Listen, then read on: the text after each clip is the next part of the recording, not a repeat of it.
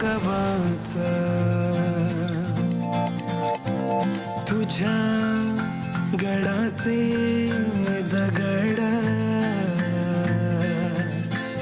कधी येऊन तू वाच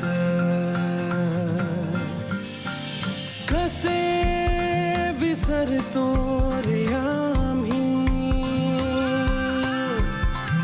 आम्हा साऱ्यांचा तू बापा मनामधी नाही भाव तरी पूजतो रे तुलाच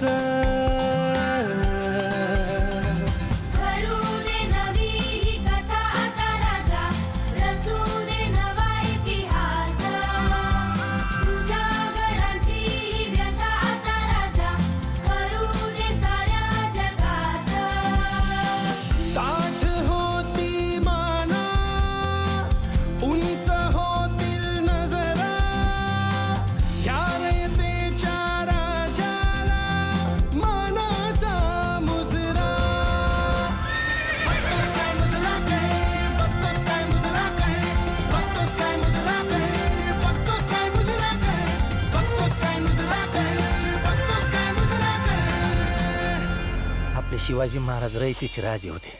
त्यांच्या गडाचा फायदा जर रयतेसाठी होणार असेल ना तर महाराज जिथं कुठं असतील तिथनं मान वर करून अभिमानानं आपल्याकडे पाहतील. हे एक गाण्याचं झालं. असे प्रत्येक गाण्यामध्ये आम्ही खूप एक्सपेरिमेंट्स केल्या आणि प्रत्येक गाणी मी असं म्हणेन वेगवेगळ्या फ्लेवरची आहेत. किती गाणी आहेत? 5 गाणी आहेत. मला तुम्हाला सगळ्यांना विचारायचं आहे की आता हे सगळं झालं पण चित्रपट चित्रीकरणाच्या दरम्यान खूप मजा केली असेल ना? मित्राचाच सिनेमा असल्यामुळे आपण पिकनिकला आलो आहोत हां आणि इथे आता आपण जरा जाऊन येतो जरा येतो असं वातावरण होतं खरंच. म्हणजे अपवाद सांगायचा झाला तर जितूनी सरप्राईज केलं मला. 9चा कॉल टाईम असेल, मी पाहिलंय जितू 8:45ला रेडी. म्हणजे जे माझ्या असिस्टंट्सला टेन्शन असायचं, सर ते जितू सरांना उद्याचा कॉल टाईम 9चा आहे तर तुम्ही 8चाच सांगा ना, म्हणजे मग ते तर असं काही झालं. पहिल्या दिवसापासून शेवटच्या दिवसापर्यंत तो वेळेत आला, खूप वेळ थांबला. सो त्यामुळे हे जे जितूबद्दल बोललं जातं की तो येत नाही सेटवर किंवा असं काहीही नाही आहे. तो अत्यंत शिस्तीचा नट आहे आणि अत्यंत सिन्सिअरली त्यांनी हा सिनेमा एक प्रोफेशनल आर्टिस्ट म्हणून सुद्धा केला आणि मित्र म्हणून सुद्धा. आता तू जेव्हा बोलत होतास ना त्या जितूचे एक्सप्रेशन्स असे होते. हां म्हणजे तू बोलत होतास, कान तुझ्याकडे होते, डोळे असे होते की मी उशिरा येतो असं कोण कोण बोलतो. नाही दादा, मला काय म्हणायचंय, न्यूटन्स थर्ड लॉ ना, every action has equal and opposite reaction. अच्छा समोरचा दिग्दर्शक कोण आहे त्याच्यावर पण असतं ना. बरं आता मला तुम्हाला सगळ्यांना विचारायचं आहे. आधी जितेंद्र पासून सुरुवात करूया. तुम्हाला सगळ्यांना किती कविता ऐकल्या तुम्ही साधारण? अरे ते दिवस गेले रे. आता नाही, आता वेगळं. सफरचंदाचे काप नीट परतल्यानंतर त्यामध्ये दालचिनी पूड आणि मध घालून पुन्हा नीट परतून घ्यावं. बटर लावलेल्या ब्रेडवर सफरचंदाचे तुकडे, बदामाचे तुकडे, टुटी फ्रुटी, डार्क चॉकलेट आणि मीठ घालून दुसरा ब्रेडचा तुकडा त्यावर ठेवून वरच्या बाजूला बटर लावून घ्यावं. एका बाउलमध्ये स्ट्रॉबेरी सिरप आणि क्रीम घालून सॉस तयार करून घ्यावा. तयार सँडविच पॅन मध्ये बटरवर ग्रिल करून घ्यावं आणि स्ट्रॉबेरी सॉस बरोबर सर्व्ह करावं.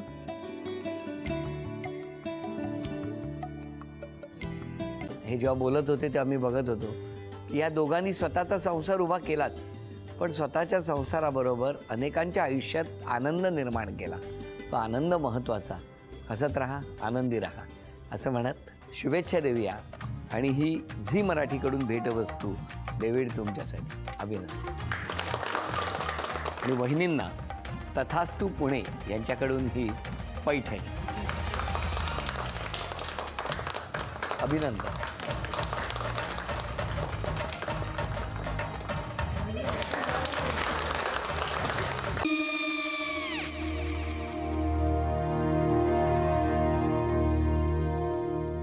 काय गो? हा काय झालं? काय झालं? काय आले, मी निकाल लावून आली. हो पण तिची आईच काय बोलली?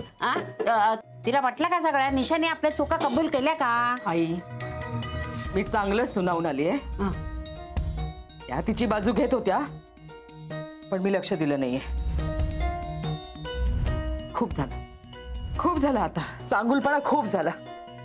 मऊ दिसलं ना की कोपऱ्याने खणतात ना माणसं, ते असं.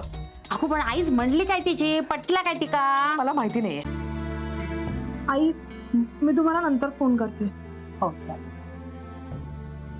आणि आई बाबा जे बोलले त्याचं वाईट नका वाटून घेऊ. सॉरी. सॉरी काय त्या? नेहा आले. आई मी येते. हो काकू येते.